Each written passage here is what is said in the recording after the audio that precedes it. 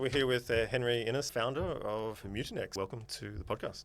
Thanks, man. Good to be here. The first time we met, it was like a random LinkedIn connection or something. I remember being in Melbourne at the time. I think we met up at like Crown or something, somewhere near there. It was near Crown.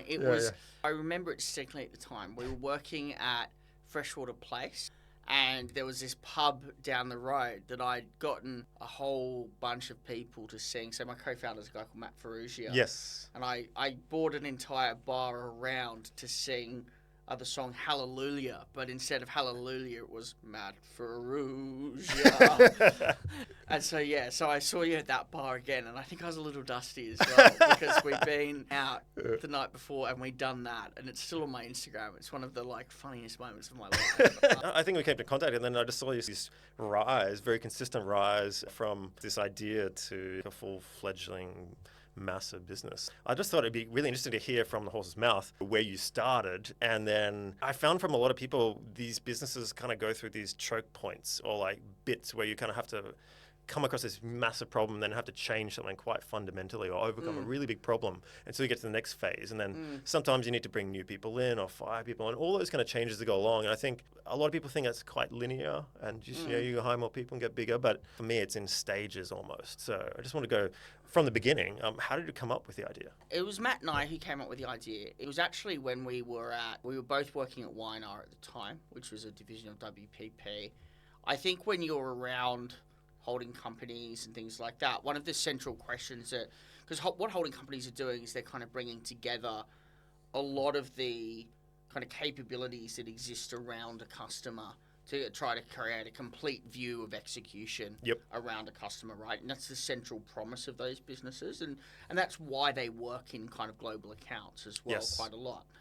But I think one of the challenges that we face there when coming into those sorts of groups, because that was a big part of our job, was, well, when you aggregate all the execution, the one thing the customer wants to know is what's changing in the overall ROI. Are we getting more effective as a result? Yeah. And I think increasingly the conversation was moving from actually, are we able to cut cost out of the kind of, the head hours models and things like that and the retainer models. And I think in 2017 was like the zenith of that procurement push. It's still there, but it's less so. I think it's a lot more acknowledged on both sides that the race to the bottom has not generally been good for advertising.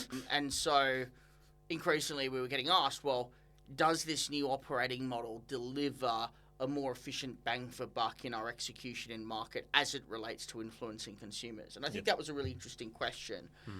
It was one that was solved at the time relatively archaically. So if you looked at market mix modeling solutions around that period, there'd been a really large focus on kind of market research style solutions.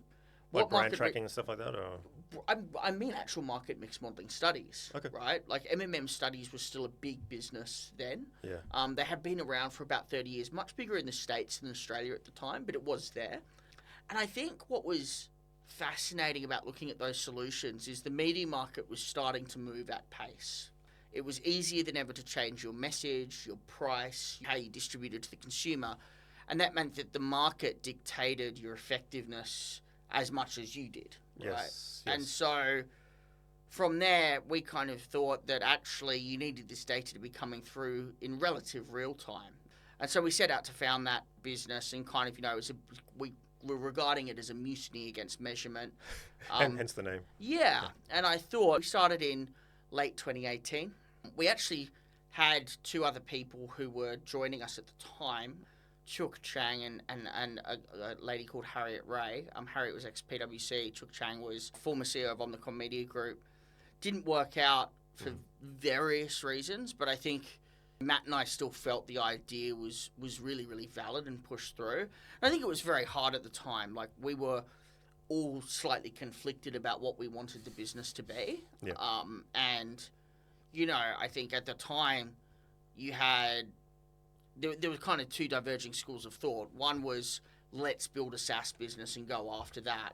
And the other was, let's build a SaaS-enabled media agency and then maybe do a roll-up of other media agencies, which I understand the logic behind both, but I think it's very, very hard to build purity of thought, vision, and clarity when you have multiple revenue lines built in at the start. I just think that's a very hard business to build. And for me, it spoke to a lack of clarity amongst us as a group. Chewy kind of left the business and kind of went to non-exec. Matt and I had to buy the shares back, which was a pretty hard and challenging thing at the time. We were all really happy with each other, and he was great about it as well. So he wasn't difficult about it at all. He was a gentleman about it, to be honest with you. And then we just continued to kind of focus on, actually, how do we start to build this thing? We didn't know what venture capital was at the time, which I think everyone would find quite ironic now.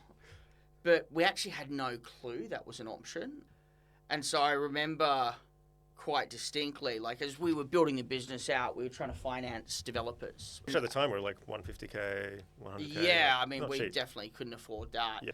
But, you know, we found some amazing engineering talent, one of whom did not work out, but the majority actually worked out with us for quite some time. One of our first engineers, he's still with us today, as was our first designer, who's now he's a senior GTM lead in the business. Like he was the guy who set up our US office. He's now come back to set up another division in the business. Like, he's gone from being a designer to being someone who's incredibly talented and has built his career with us, which has been great to watch. Yeah.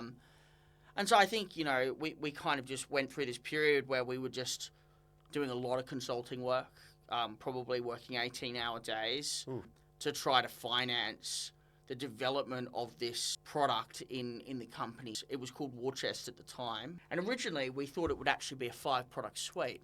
We've just never moved on from the first product. How many products do you have now, though? One. Oh, one. Okay. Yeah, okay. so I thought one, there was a suite. Okay. which is Growth OS. Then you've got the supporting product in Data OS, which cleans all the unstructured data for us. But that was really, it was a really, really hard slog. And I think it's extremely humbling when you're kind of working with clients who believe in you a hell of a lot and believe in what you're doing a hell of a lot, to the point where we had some clients who they were really helping us to kind of craft the vision of War Chest early. They were giving product feedback. You know, they effectively acted as co-creators of the product. That's the best way to do it, though, I think. Like, instead of people, because there's two schools of thought. You create a sort of MVP and you sort of develop it with the feedback loop, or you go and you spend years doing it, like Figma did, and then release to market. Yeah. But, you run the risk of, like, that not being reflecting the needs of the market, right, if it's too detached. So. Yeah, and I mean, we certainly got really lucky. We had 3 very involved founding clients who were pretty instrumental in helping us get it right. Nice. Gave us lots of feedback, iterated the product, and they're actually all still with us today, incredibly, which is, and hugely appreciative of that. And I think, for us, the vision is quite simple. MMM was and is an archaic solution. If we can build an end-to-end solution where you can collect, organize, process, and then present your data at scale to users in a way where they can use it to make the next to get the best answer to their next growth decision.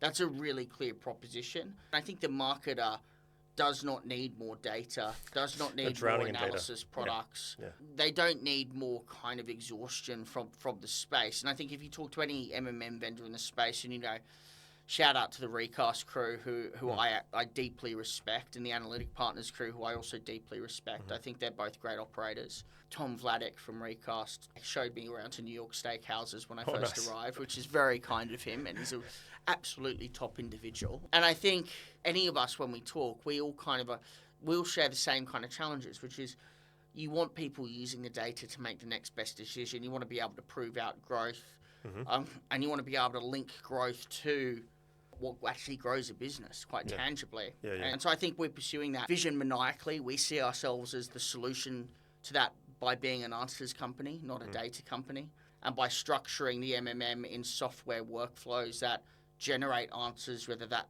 be through, I think the future in the space is obviously language models, but also I think general workflow. You can do a lot with workflow in a SaaS tool that goes beyond just presenting a bar graph or something. Yeah.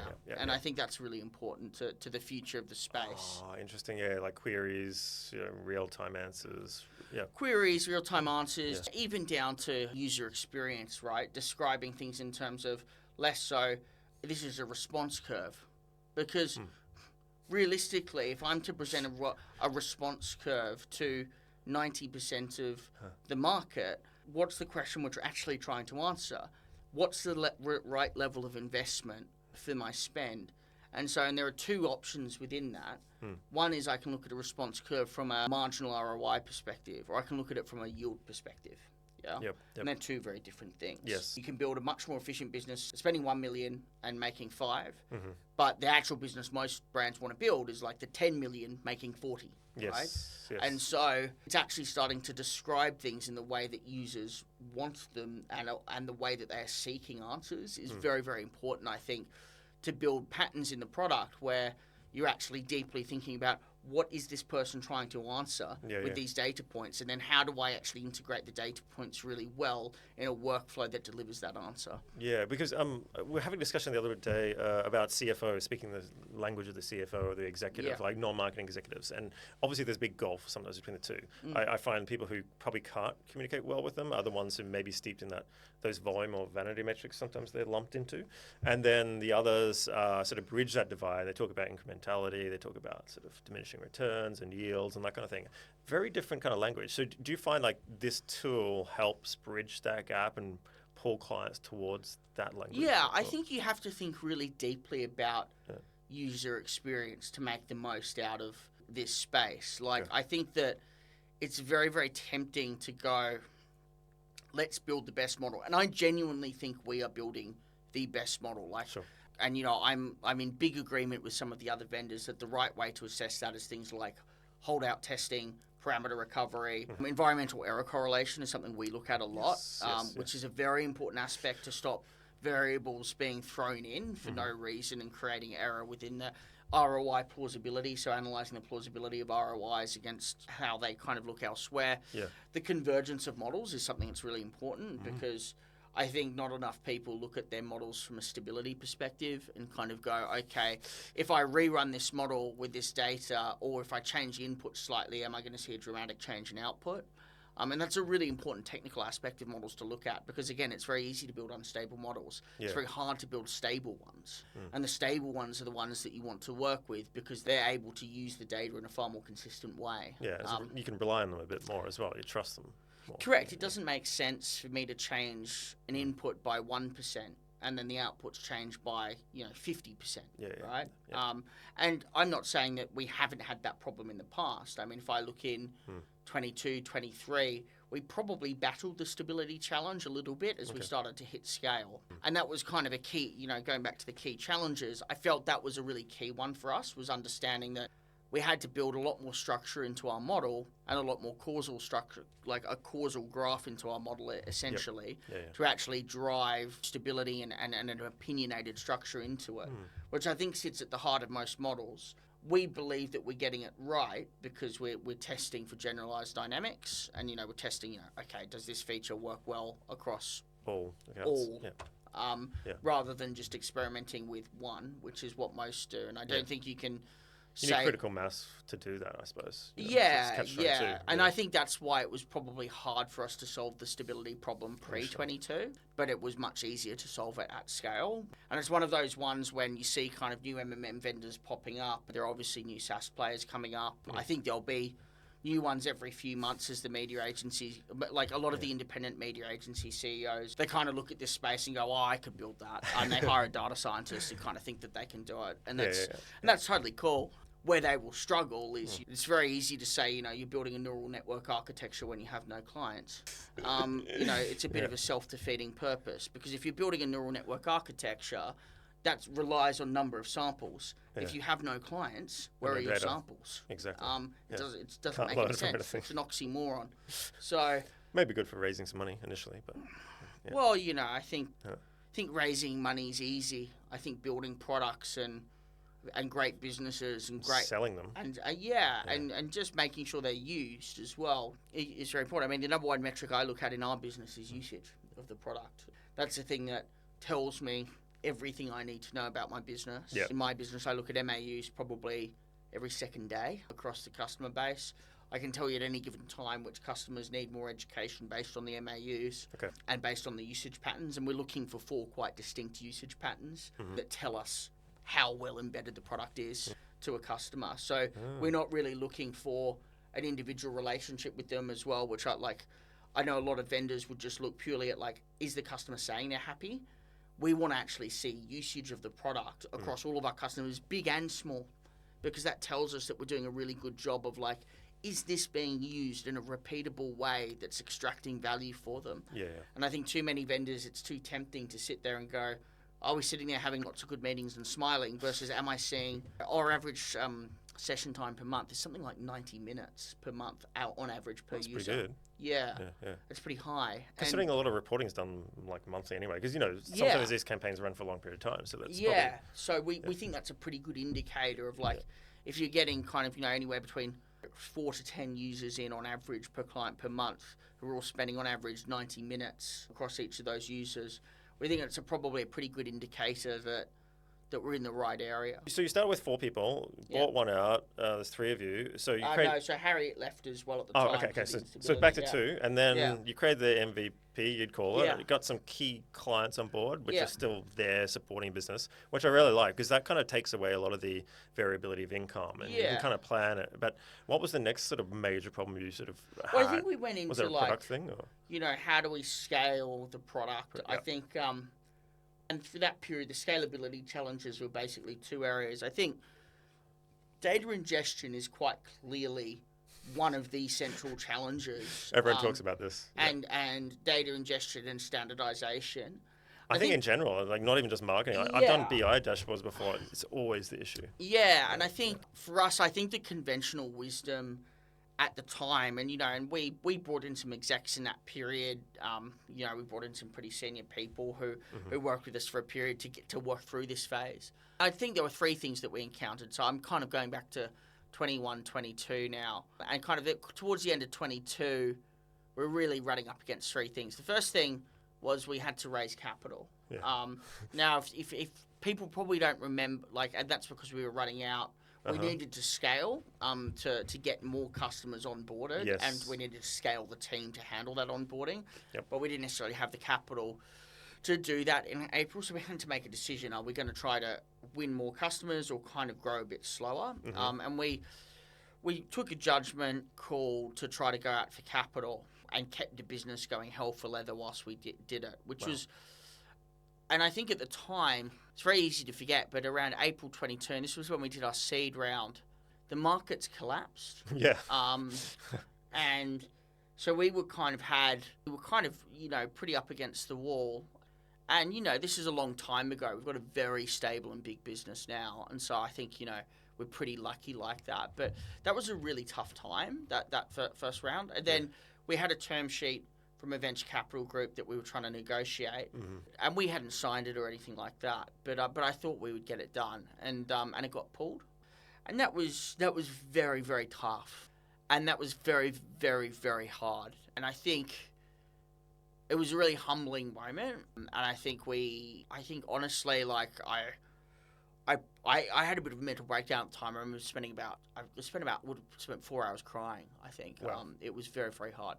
But all that time and effort that goes into just negotiating. And we'd met every VC. Yeah. We were coming off this period where we were just way too, everyone back then was raising a stupid valuation. Yes. So we were all kind of coming in a bit cocky as well. Yeah. And so we pissed a lot of the VCs off. I met this amazing VC at Airtree, Alicia McDonald, who's a lovely, lovely person, great VC. Yeah. And, probably burned my relationship with her by just coming, in a bit too hard and hot. Like Silicon Valley? Have you seen that scene where on the boardroom table and the HBO show? I can imagine it would have been, yeah. This was, taken to the nth degree, even more. But I can see it working in negotiations because you come across confident, you're a growing company, but then... Yeah, to be honest, I just found that style does not suit me at all. So... we got, and we very nearly got a deal away with EVP as well at the time, but they kind of said no, just based on the early stage of the SaaS renewal cycle. Okay. And that was tough. And so, I went to a few people in the industry and I just said, what do you think of this idea? Does it have legs? And universally, everybody spoke to our clients. They came back and said, look, we'll put the money in. So I had a bunch of people from the industry put 2.4 million in at the time. Whoa. At a 10.5 pre-money valuation. So that took us up to a 12.9 post valuation. So there's like seed sort of funding still? Yeah, I'd say there's no it's official round. Kind it's of just, seed stage, Okay, yeah. So then that solved that problem, at least for temporarily. Yeah. And then the next phase was kind of starting to scale up and really solve two problems. One, we had to reduce a lot of the technical debt in the platform. Whilst the platform was very good at the time, we built it very quickly. Yep. And so we had to spend a lot of time slowing down to speed up. Having to change the kind of technical architecture took us some time, and we needed to bring on very good engineers to do that, a lot of whom are still with us today. Okay. The second problem was solving the data ingestion at scale. And that was a very hard problem because there were kind of two conventional schools of thought at the time that felt like they didn't quite make sense. The first school of thought was, well, let's have someone who's really close with the customer, who consults with them, who'll kind of do all of the work bespoke for them and coach on their side. The problem with that is you essentially get bogged into a consulting project every time to collect the data. And so it actually doesn't create a repeatable process. Okay. And I think human to human generally doesn't create repeatable processes very easily, just because there's too much variables to go wrong. Too many people and the politics and everything navigating all that. It's pretty complex. Yeah, and so I think that was very hard. And then the other kind of route that people kind of went was, well, okay, let's have every single one of our people make sure that they have a very clean warehouse on their side, hold them accountable for the data and things like that. Which inevitably, I think that's nice in theory. I'm not sure how well it works in practice. And I think that is still where the industry is today. Yep. Our perspective was quite different. We saw that data, in our opinion, was a workflow problem. And all of the data looked slightly different, but was actually principally the same. And so the job of a data platform was really to collect and organize the data at scale and extract the patterned information off the user into very quick, MMM, and organize it into an MMM ready format, so that the user would be able to kind of put unstructured data into the platform as they had it, right? So just ingest it, sort of upload. So like everybody has a weekly sales report somewhere in their business. Like everyone has a weekly pricing report somewhere. The question is can you take that weekly thing that currently exists and get it uploaded it in? Now, that was a really hard problem to solve because if you think about like the volume of schemas you have to look through, building a universal set of schemas that would work and generalize across an industry was a massive undertaking, and everyone told us we couldn't do it. Because of the variability in everyone's different systems and stuff, right? Yeah, and I mean, we just took a contrarian view that we didn't think there was variability. We think the variability was surface level. We didn't think it was underlying. We didn't think that there was variability in the principles, and we were right. Okay. And so Data OS became our primary mechanism for collecting and organising data, quality data at scale. And that was a really big bet at the time. Because if you think in 2022, if you were to say that the MMM vendor will primarily focus on collecting unstructured data through a platform and then plugging it into a universal data schema, that was mad. Nobody would have invested. How do you monetize that? No one would have thought that through. No monetization plan, nothing. But we took the bet. And that's paid off massively today, because if you think about the average business, the reason that MMM costs so much with a large market research vendor, or, with many of our competitors as well, is that process. Is that process of organising it and maintaining that is really expensive. Takes months. And for any adjustments to the schema takes forever. Because you've got to redo the whole thing. Exactly. And so by solving that problem at scale, we've reduced the cost significantly to actually service the MMM. Okay. And I think that's been a very, very important part of, trying to think about how do you open up the market? How do you think user first? And, I'm probably a much bigger proponent of, as you can tell, thinking user first, customer first. Yes. How do you understand deeply what the customer is thinking in every single moment? And, in our landscape of customers, it's not just, the customers that we sell to. It's all the stakeholders and conglomerate of agencies the media agencies that they work with. Exactly. And then, we've always spent a lot of time and I spend a lot of my time personally building the model. So the model's always been a really important part of what we do. I think, I don't want to go too far into it other than, and I know a lot of other people would go very transparent on this, but I do think the model governance is something we've invested a lot in. And model governance has started to translate into trust. And I mean, trust at scale. I have heard some worrying things around this, like incentives that go on to make certain media or platforms look better than they are. Yeah, so I mean, commissions and stuff get floating around. So what do you mean in the MMM space? Well, I have heard one or two, maybe. Yeah, if this Eric Weinstein quote, if you're controlling objective measurement, right, and there's trust around objective measurement, then you can't take the client for a ride as much anymore. You know what I mean? So there's some complex dynamics that sometimes apply there. Yeah. Well, look, I mean, I sit in this space, right? So I can kind of explain the dynamics pretty openly, Like there's obviously a convergence of interests, right, with people who are receiving money from advertisers versus the advertisers themselves. And often, groups who've been receiving the money have actually provided to some degree measurement services, right? And that's been going on for ages. It's nothing new. I think that the publishers, by and large, pioneered a lot of measurement, and I think they pioneered a lot of measurement to move funds in their favour. Right? Well, why wouldn't you? It's a business model. Exactly. Yeah. So the dynamics that I see at play, and whether these universally apply, is that increasingly publishers are asked to work and contribute to some degree to the MMM in two forms. Like if there's a large degree of spend with that publisher, like that publisher should be contributing to independent measurement. That's quite a common ask. Yes. Right. Yeah. And so that's a relationship I do see, but the measurement is kept as independent, which is important to note. That's what I have seen. Oh, okay. That's a relatively new development, but that's definitely one that's been happening behind the scenes. Yeah. What you are seeing a lot though is like the publishers trying to push best-in-class innovation on MMM, which is kind of making sure that their channels are presented in the right way with the data that maximizes the visibility of their channel in a model. So this is like a selling point now. It's become if you look at the open source models, right, what are the open source MMM models trying to do? What they're trying to do is, it's no shock to me that Robin can be calibrated a lot through geolift tests. Why? Because Meta is really, really good at running geolift tests. Yes, yeah. So, surprise, surprise, if you use Robin and you're calibrating a lot on geography, hey, you're going to be using a hell of a lot of Meta to calibrate that model really, really well, right? And so, there's nothing wrong with that on the face of it. It's just, I think it's really, really important to understand the incentives why these open source models are being maintained. But I do think that there has been a real push by all publishers to focus on independent effectiveness measurement, particularly as the publishers are learning more and more that they are somewhat dependent on each other to perform in the boardroom.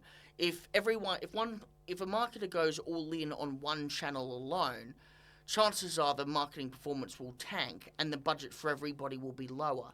So there's actually an overall incentive, I think, to kind of get along a bit, to start to get along a little bit more, particularly as the market has started to come down. Yes. And so I think that's one of the things the publishers have gotten a little bit savvier on lately. So a bit less combative around their competition and a bit more. They all want to talk a lot more about synergistic effects of media. You've seen ThinkBox come out with a lot of that research. You've seen, Well, it does make sense. I mean, who is just only consuming one channel? Like, no one. Everyone's consuming lots of different mediums all the time. So, kind of makes sense. It's like to pretend that you are, somehow better than everybody else and exclusive. The thing is unrealistic. Totally. Yeah. And I think that's one of the things that I think that has been really, really good about the measurement conversations lately is that, you are seeing the publishers lean in a lot more to that sort of conversation. Now, are there kind of, other arrangements and things like that? I don't know. Mutinex has never taken one of those that has not been disclosed to client. So, for anything that we take, whether it be agencies who refer us to deal, which is about 10% of our business, roughly. I think there's a conception out there that a large part of our business is actually built through agency. That's actually untrue. It's about 10%. And about another 5% comes through kind of what we would call publisher referrals. And in both cases, you have the publisher referrals. They generally are helping to kind of recommend. Yeah. And then probably when the client goes, hey, we need an MMM, we're talking about it, who do you know in the market? And they go, oh, we know Mutinex. Yeah, and they'll generally put up multiple options too. Yeah. Well, you kind of have to in any vendor deal. There's multiple options that go up. Yeah.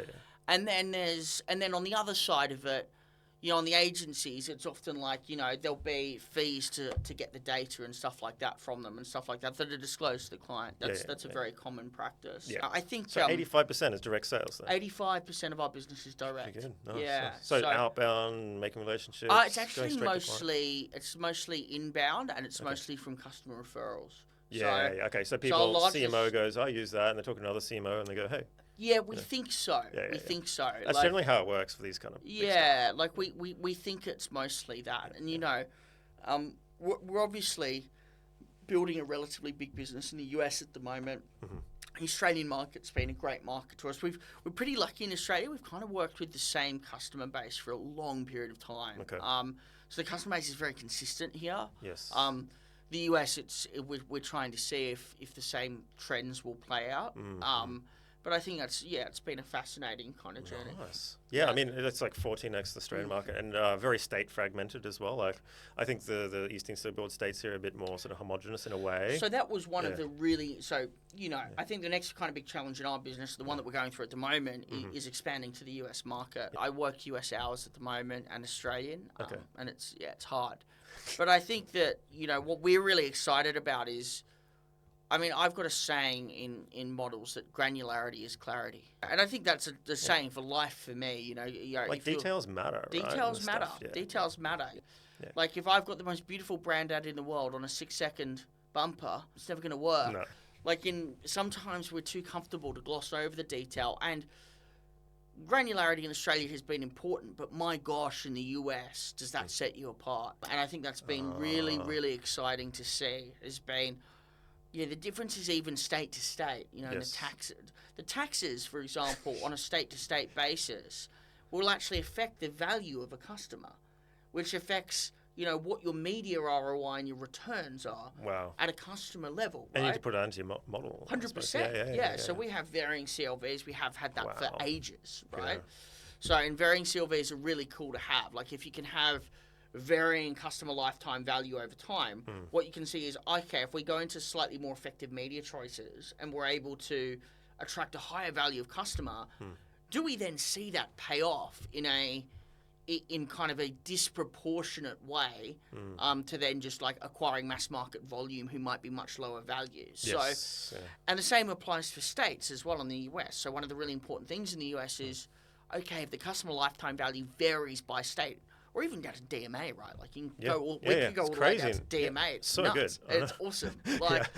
And so when you think about that problem, it's just so interesting because it's like, actually, my media optimization is not just dictated by, my media optimization choice is not just dictated by how much volume I'm getting from people. It's dictated by how much value I can extract and the type of customer that I might attract through different media choices. Yeah. So it's just been a fascinating kind of exploration for us. It's something that's been really effective in the US and seems to have taken off. Yeah, no, it's interesting. I remember buying DMA sort of targeting in meta ads like many years ago when I was in America. Yeah, the granularity can go into crazy, like with direct mail systems, like at DMA level. Yeah. Like, it's crazy. Yeah, and I think, that for me is really, really exciting. I think long term, what do we want Mutinex to be? And, and this is something I think about a lot, is we are not an MMM platform long term. We're a growth co-pilot. And we're a co-pilot that helps customers make better pricing decisions, better marketing decisions, better distribution decisions, all of these things that really matter to actually optimizing and delivering on growth back to a business. Yeah. And I think traditionally we have had really, really, really large teams that have not been able to act quickly to provide that information and those answers to people at scale. Yeah. And I think MMM is a really good vehicle for that. But I don't think it's the end state vision. Okay. I think the end state vision for us is to move beyond MMM. And I think that's a really, really important thing we think about a lot. Almost like a business decision-making engine or something like that. Yeah, we used to call it a recommendation engine. Yes. but we think the Growth Copilot more neatly encapsulates it. And I think Copilot's an important word because it speaks to the fact that we see this very much as the AI as an assistant. Yeah, and you're driving it for your own gain. That's right. So, it's... rather than replacing you. Yeah, it's sitting there as the co-pilot rather than the pilot. And I think that's very much where I feel AI is going. That's very much where, it seems to make a lot of sense to me. And I think that's what's really, really exciting because we've never had effective growth co-pilots to process the reams of data. If you speak to anyone in a media agency, if you speak to anyone in client side, if you speak to any kind of people using this stuff on a day-to-day basis, they are drowning in information. Drowning. Yeah. And different types of reports and different channels. You've got to amalgamate them all together. It's just 100%. It's really hard. The great unspoken truth of marketing is we've 10x the workload and halved the resources. Yeah, and the wages are stagnated or gone down. Exactly. And so I think we have to have a structurally better system to solve that problem. And I think that's where I get really, really excited about the potential here. Yeah, I see the problem with that every time. I mean, even as something simple as let's pretend they don't have an or any of that. They're getting multiple reports and multiple digital agency over here, other agency here, and the poor CMO has to kind of make sense of all that, somehow present that up in a report up to the board and go, this is what's happening. That's a nightmare within itself. Yeah, for sure.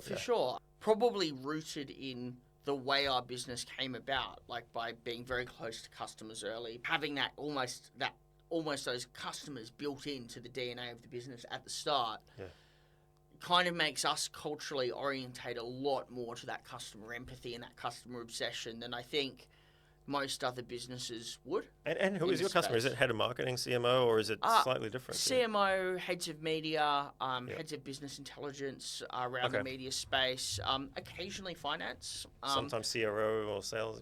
It depends, I suppose. It depends. We have had a few CRO and sales customers. Yeah. I wouldn't say they're our best. I think, we are at our best when we're helping the CMO champion and be their best, and present in the best possible way, the best financial case to make the best decisions to grow and to grow incrementally.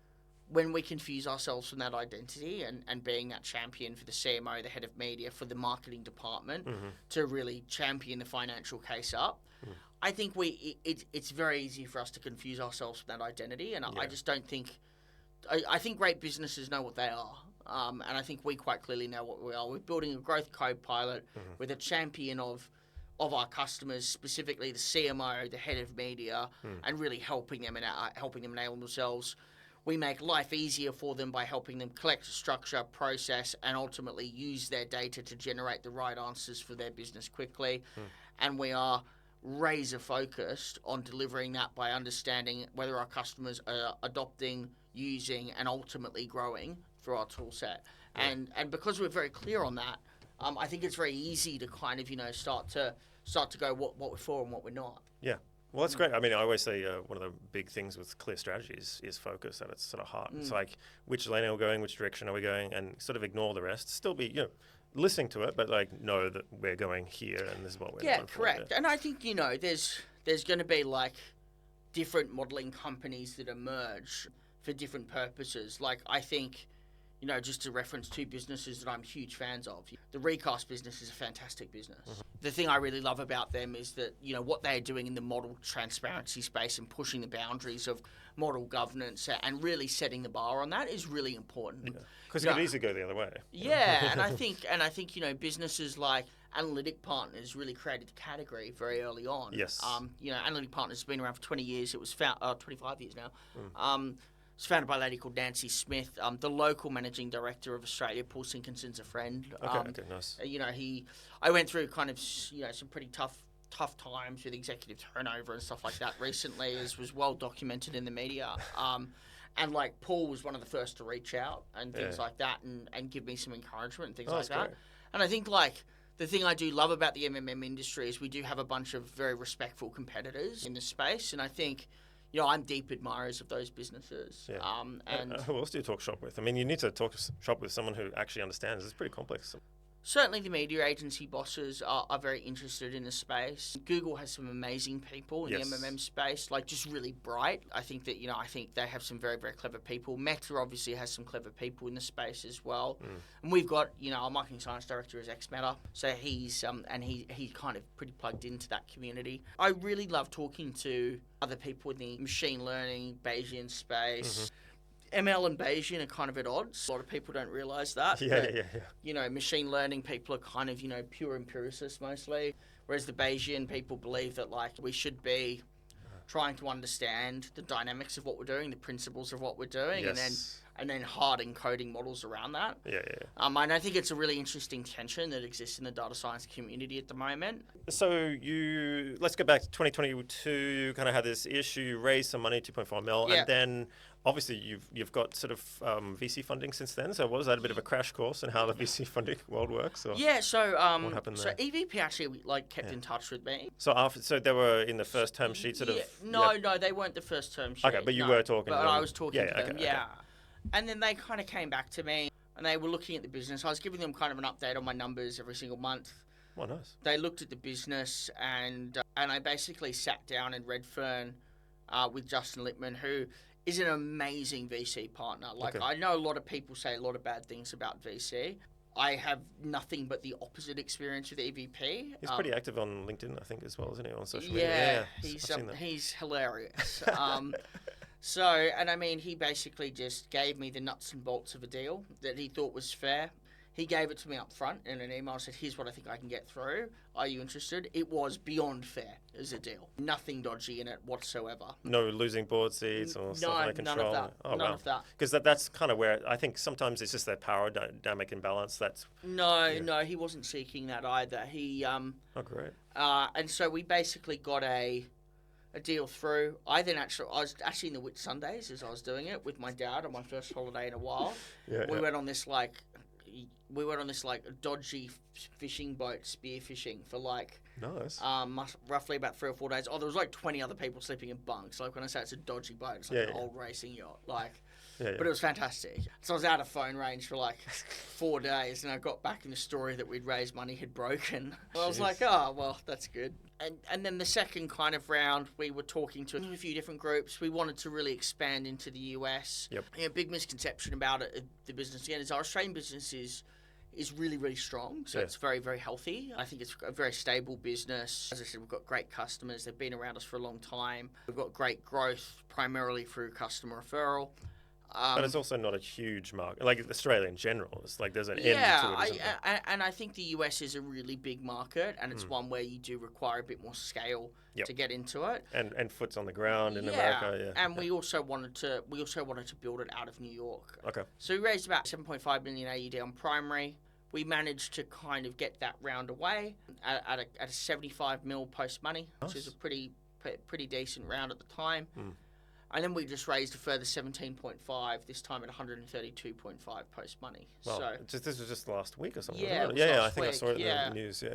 Wow. And so, congrats. That's awesome. So that was pretty good sustained growth. The latest round, we really got away off the back of our US progress. So we've won kind of about 10 really good US enterprises over there. Great. And they're all tier 1 US enterprise, which is kind of where we want to play. So that gives the investors confidence that, hey, you get 10, you can get... I think most importantly, 3 of them have already been through a renewal cycle and expanded the relationship. Hell yeah. So that's a really positive signal. Yeah. For us, we So your retention's pretty strong then. Yeah, I think you've got to understand a business based on how well do you serve and retain customers, and I think that's something we've spent a lot of time on. There's definitely no doubt, in the early stages of Mutinex, we had such chaos in trying to figure out the right account management structure beyond the founders, right? Beyond the founders taking every call, scaling an account management function that would be able to replicate what we did. That's hard. Was really difficult,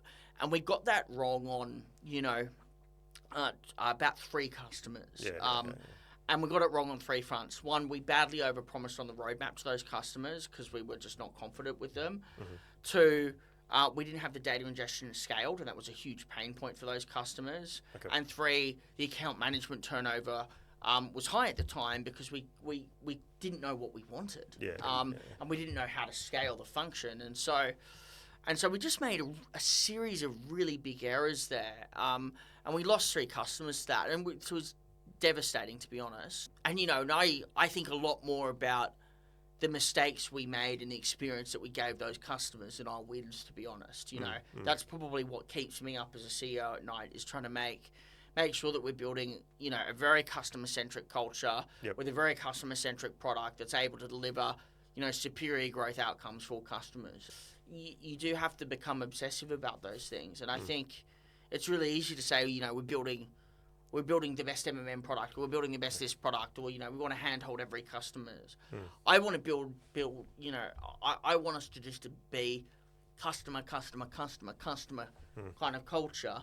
And then and then you'll understand everything else. Yeah, Bezos would be proud. Yeah, but it's true. It's like, I think otherwise you can get really caught up in the technicalities of your product and then lose sight of like what value is that actually creating for the customer. If it's not creating value, there's no point to it. There might be a point for your own satisfaction. We have to understand, like, why does a customer want a good model, right? Primarily so that they can trust the answers coming out of it, right? Like, that's the actual outcome that they want, right? Yeah. Why do customers want more detail and granularity? It's so that they can understand and query and answer in the way that they want to. Yeah. Why do customers want to be able to forecast and predict? It's because they actually want to be able to forecast. They've got an answer to the question. They want to be able to forecast what will happen with their answer. Yeah. And I think when you look at every part of MMM and describe it through a customer lens, it changes your mentality around it. It changes how you think about the opportunity, because the opportunity is not in market mix modeling. Like, market mix modeling is an industry term. Yeah. It's not a term that serves customers. No. And ultimately, we want to be a business that serves customers. Nice. I love it. Hey, well, thanks for running through your story. Really appreciate it. And we're both at S6XW at South by Southwest this week. So are you doing something on stage? I heard as well. Yeah, tomorrow. Yeah, okay. I'm doing something tomorrow on stage. I'm speaking. I'm doing a little demo. Nice. Of our kind of our Hendron product, and then we're doing I'm doing a panel on measuring creativity through MMM and how you can do it, which I think is a really interesting area to play in. Yeah, great. Okay, we were just talking about creativity before with Josh. But yeah, no, thanks again for coming on the show. Really appreciate it, and all the best for Mutinex now and in the future. And I don't think we say this in Australia enough, but congrats on your success. Thanks. And it should be a good thing. It should be applauded, and thanks for telling us what went on. Yeah, thanks, man. Cool. Awesome.